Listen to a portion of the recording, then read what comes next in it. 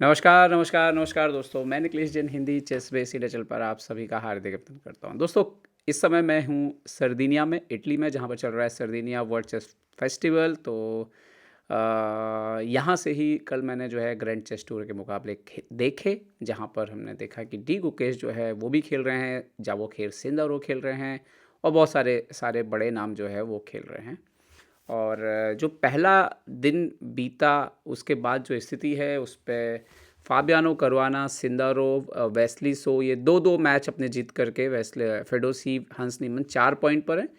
गुकेश एक ड्रॉ एक जीत के साथ, Gukesh, Duda, Alireza, Maxime Lagrave, Wojtaszek, ये सब जो है सेकंड हाफ में। बट गुकेश और डूडा यहाँ पर और अलीरेजा 3-3 पॉइंट पर है, तो एक ही पॉइंट का यहाँ पर डिफरेंस है। और अभी तो 6 राउंड जो है बाकी और आज गुकेश वर्सेस सिंदारो मैच भी जो है वो होने वाला है। तो पहले दिन जो गुकेश के मैच हुए उसके बारे में थोड़ा सा एनालिसिस करेंगे, और अब हम गुकेश जब भी खेलेंगे, कहीं पे भी खेलेंगे, तो गुकेश के मैच को खास तौर पे एनालाइज करने की कोशिश करेंगे और अपनी तरीके से जितनी अपनी समझ है उस हिसाब से इसको डिकोड करने की कोशिश करेंगे। तो गुकेश ने कल 3 बाजियाँ खेली, और ये भी हम बात करेंगे कि गुकेश की क्या परेशानी जो है वो अभी भी बनी हुई है। आखिरी राउंड गुकेश ने डूडा के खिलाफ जीता, तो सबसे पहले जो है उस मैच को ही जो है हम देखते हैं जो गुकेश ने जीता, और उसके बाद हम आखिरी के 2 मैच, पहला राउंड वो भी जो है उसको हम देखेंगे। सो गुकेश इस मैच में डूडा के खिलाफ काले मोरों से खेल रहे थे। शुरुआत हुई E4 E5। अच्छा, डूडा हम सब जानते हैं कि डूडा जो है वो गुकेश के सेकंड भी हैं वर्ल्ड चैम्पियनशिप में, तो उन्होंने बहुत प्रैक्टिस गेम खेले हैं आपस में।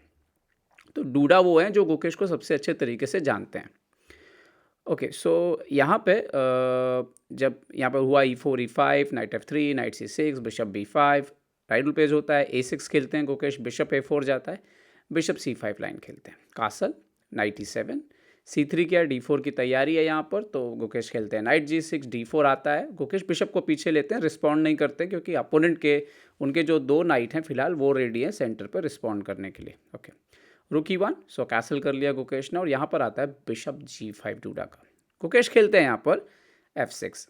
ओके, नाउ बिशप जाता है E3, गुकेश खेलते हैं किंग H8, और ये पोजीशन ऐसा था कि स्लाइटली ब्लैक जो है, अब आप देखिए कि अभी भी लाइट कलर का बिशप निकला नहीं है, थोड़ा सा फंसा हुआ लगता है स्पेस के मामले में भी। H3 यहाँ पे खेला, नाउ नाइट को पीछे हटते हैं यहाँ पर E7 पे, और आइडिया अब यहाँ के बाद और गुकेश के जो आइडियाज़ थे बड़े इंटरेस्टिंग थे, बड़ा अच्छा खेला उन्होंने। ये जो 3 पॉन आप देखोगे, इससे उन्होंने वो जो स्पेस वाला प्रॉब्लम था उसको बड़े अच्छे से सॉल्व किया आने वाले मूव्स में। तो नाइट भी D2, पहले तो ED4 मारा, अब जैसे ये बिशप D4 मारते हैं, यहाँ पे शायद यहाँ पर अगर आप ये मारने के लिए जाओगे तो ब्लैक D5 के लिए लेकर के तैयार बैठा है, और वो आपका सेंटर जो है रहने नहीं देगा। ओके, सो यहाँ पर उन्होंने मारा बिशप D4, गुकेश खेलते हैं C5। ये बहुत इंटरेस्टिंग है क्योंकि आपका बिशप बंद हो रहा है, लेकिन चूंकि आपके बिशप के पास एक रास्ता है भविष्य के लिए, तो आप C5 अभी खेल सकते हैं। ओके, देन D5, ये दोनों मूव बहुत टाइम से आए, एंड देन गुकेश यहाँ पर खेलते हैं B5, जो शायद थोड़ा जल्दी था। बिशप E6 एक बार आ सकता है क्योंकि अपोनेंट B5 रोक नहीं पाएगा, बट ठीक है, वो रैपिड ब्लिट्ज में आप बहुत ज़्यादा डिटेल में कैलकुलेट नहीं करते हो। बिशप C2, रुक E8, यहाँ पर डूडा जो है कुछ क्रिएट करने, क्योंकि अब यहाँ पे डूडा के पास लास्ट चांस है। अब ट्रेन जो है वो निकल रही है, अगर वाइट के पास थोड़ा भी एडवांटेज है, और ब्लैक ने पिछले कुछ 2 मूव से जिस तरीके से सेंटर पर स्पेस लिया है, थोड़े से इनिशिएटिव लिए, तो डूडा के ऊपर प्रेशर आ रहा था कि भाई कुछ करो, नहीं तो इनके तो सारे पीसेस अभी गेम में आ जाएंगे और फिर तो दिक्कत ही हो जाएगी अपने को। तो डूडा यहाँ पर ये ट्राई करते हैं नाइट H4, नाइट सेक्रीफाइस करते हैं। क्यों? क्योंकि ये बिशप और क्वीन के साथ ये डबल अटैक लग रहा है, नाइट को बचाइए। यहाँ पे गुकेश जो चाल खेलते हैं वो एक्चुअली में सबसे अच्छी चाल थी, बिशप F5। तो उनके बिशप को न्यूट्रलाइज कर दिया यहाँ पे, तो 2 पीस गए, 2 पीस आए, पोजीशन बराबर है। मतलब टेक्निकली बराबर है, थोड़ा प्रेशर है, इंजन वाइट को बेटर दे रहा है, बट ये रैपिड ब्लिट्ज में हम इसको नहीं काउंट कर सकते ऐसे कि ये बहुत बेटर है, कुछ ऐसा है। ओके, क्लासिकल में डेफिनेटली काम करता है, बट रैपिड ब्लिट्ज में ये चलता है। और गुकेश के साथ थोड़ा सा इशू है कि अभी ये रुक जो है उसको लाइन अप करना बाकी है, और गुकेश जाते हैं क्वीन G8, A4 अब आप देखो यहाँ पे कितना बढ़िया फीलिंग है उनका यहाँ पर आप देखो डूडा का कि उनको इमीडिएटली रियलाइज़ होता है कि यहाँ ना वीकनेस आ रही है। ये भागना चाह रहे हैं इधर, लेकिन यहाँ वीकनेस आ रही है, इसको कौन सँभालेगा? सो A4 बहुत ही अच्छा मूव था, ये रुक इमीडिएट मेरे ख़्याल से अगर इंजन का भी जो इवोल्यूशन चेंज होता है, वो बेसिकली इसीलिए होता है कि वो A4 आता है सडनली ओह! क्वीन साइड क्या होगा? इसको कौन बचाएगा? और वो इसीलिए वो पूरा प्रॉब्लम हुआ। एनीवे गुकेश यहाँ पर बिशप को खेलते हैं B6 रुक D1 रुक B8 और ये जैसे ही क्लोज करते हैं मेरे ख्याल से थोड़ी राहत मिली होगी गुकेश को, बट उसके बाद भी वो बिशप को इसी डायगोनल में रखना पड़ रहा था क्योंकि C5 का पॉन खराब था।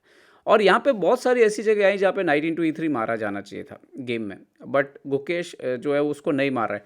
तो ना इधर पे मैं एक चीज़ बोलूँगा कि गुकेश के साथ ये चीज़ अभी भी है कई बार, और जब इन टर्म्स ऑफ अंडरस्टैंडिंग की आती है जब चेस में, गुकेश अलग सोचते हैं। गुकेश नॉर्मल एकदम 100% जो नॉर्मल चेस प्लेयर है ठीक वैसा नहीं सोचते हैं। गुकेश कुछ अलग सोचते हैं और कई बार वो ऐसी चालें नहीं चलते हैं जो कोई भी ऑब्वियस प्लेयर जो है वो बोर्ड पर चल देगा, और इसीलिए वो अलग हैं। सिर्फ मैं बोल रहा हूँ सिर्फ क्या है अभी थोड़ा सा फॉर्म शेकी है। अब देखिए अभी इस टूर्नामेंट तो फिलहाल अभी शुरुआत हुई है, अदरवाइज गुकेश इसी सब वजहों की वजह से बहुत किलर भी बन जाते हैं क्योंकि वो कुछ ऐसा नहीं करते हैं जो नॉर्मल प्लेयर कर देते हैं।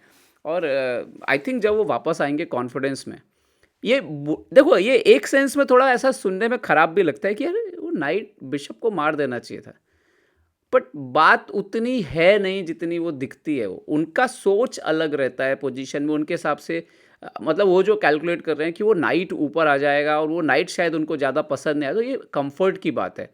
और इसलिए वो उसको मौका नहीं दे रहे उस बिशप को, और पोजीशन को ईजी नहीं बनाने दे रहे, वो पीसेस को बोर्ड पर रखना चाह रहे हैं अभी। तो वो अलग अलग प्लेयर्स के साथ ऐसा एक्सपेरिमेंट करते हैं, वो बोर्ड पे पीसेस को रखते हैं, कभी एंड गेम में चले जाते हैं। तो इस पोजीशन पे उनको कंफर्टेबल नहीं लग रहा था मारना, तो वो नहीं मार रहे थे। अब इसमें ना कोई साइंस नहीं है इसके पीछे कि यहाँ तो मार देना चाहिए था।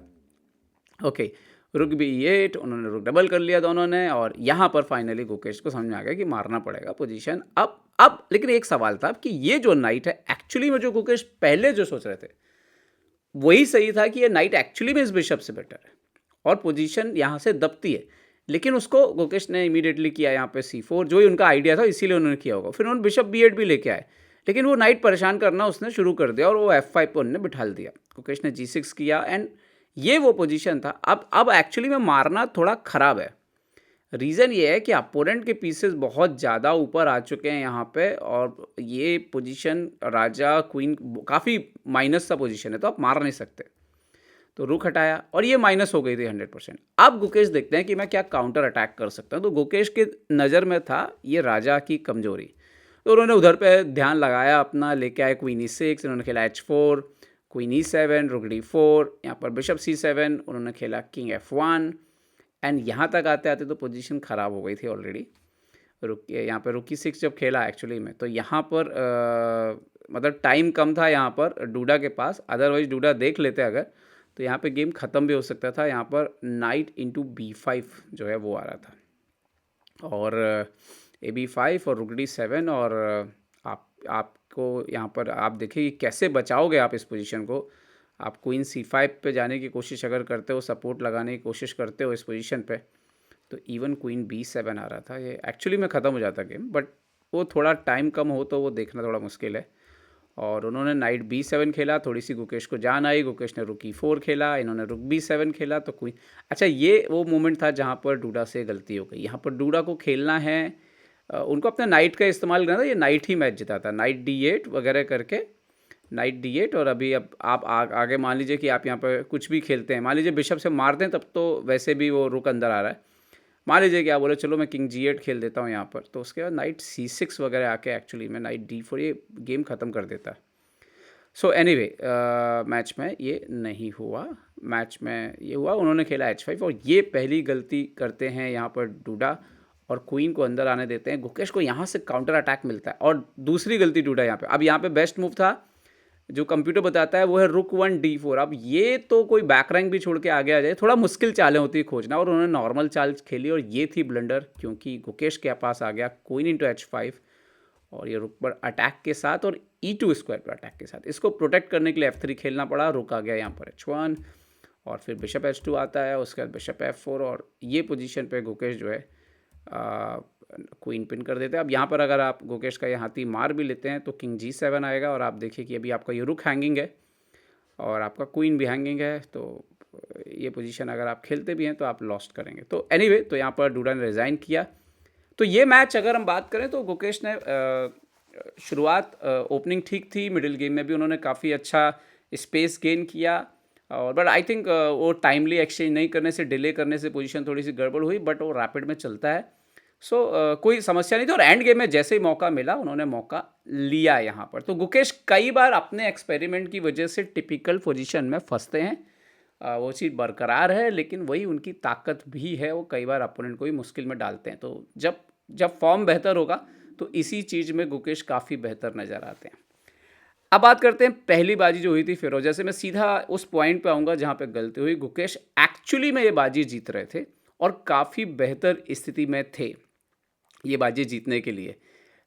लेकिन हुआ ये कि यहाँ पर उनसे गलती हुई, उनका ये पॉन मर रहा था और उन्होंने A4 खेला।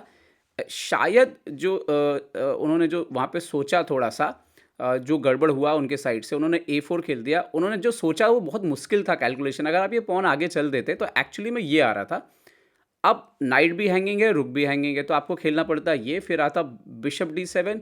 मतलब इसको ना डिफेंड करना थोड़ा-सा आसान नहीं था, चुनौती ज़्यादा थी और अगर आप ऐसा कुछ खेल मान लो वो बिशप F5 खेल देता, अब ये मुझे लगता है मिस हुआ होगा। तो आपके पास ये मूव था, अब उसमें ये लगता है कि पीस जा रहा है ना, अब रुक के पास जगह नहीं है।